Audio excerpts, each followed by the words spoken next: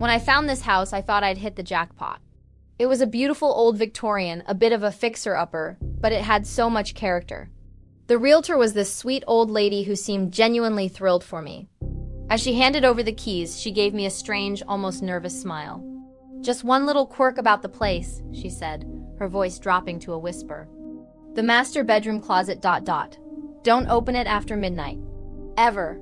I just laughed it off, thinking it was some quirky local folklore she was sharing to add to the house's charm. An old house with a ghost story? How classic. For the first few weeks, everything was perfect. I was busy painting, decorating, making the place my own. The thought of the closet warning barely crossed my mind. It was just a closet after all. A bit deep, maybe a little musty, but nothing out of the ordinary. I used it to store my winter coats and a few empty boxes. Life was good, and the midnight rule was just a funny anecdote to tell my friends. Then came the night of the storm. The power had gone out, and the whole house was creaking and groaning under the force of the wind and rain. I was huddled in bed, trying to read by candlelight, when I heard it. A soft scratching sound. It seemed to be coming from inside the master bedroom closet. At first, I told myself it was just a mouse, or the wind. But the scratching grew more rhythmic, more deliberate. Scratch, scrape, pause. Scratch, scrape, pause.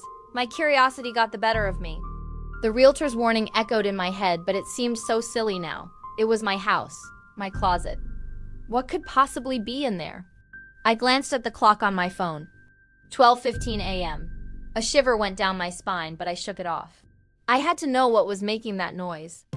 Slowly, I got out of bed, my candle flame dancing and casting long, menacing shadows on the walls. I crept towards the closet door, my heart pounding in my chest.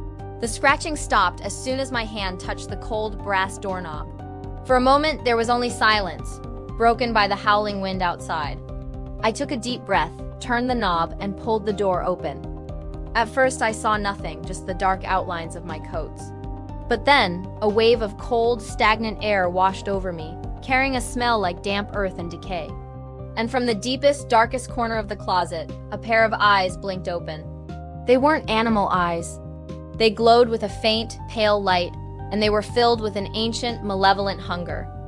A tall, impossibly thin figure began to unfold itself from the shadows, its limbs bending at angles that weren't natural. It was free. I slammed the door shut, my body trembling, but I knew it was too late. I can still hear the scratching, but now it's not just from the closet, it's from under my bed. It's from behind the walls, it's everywhere. Some doors should never be opened.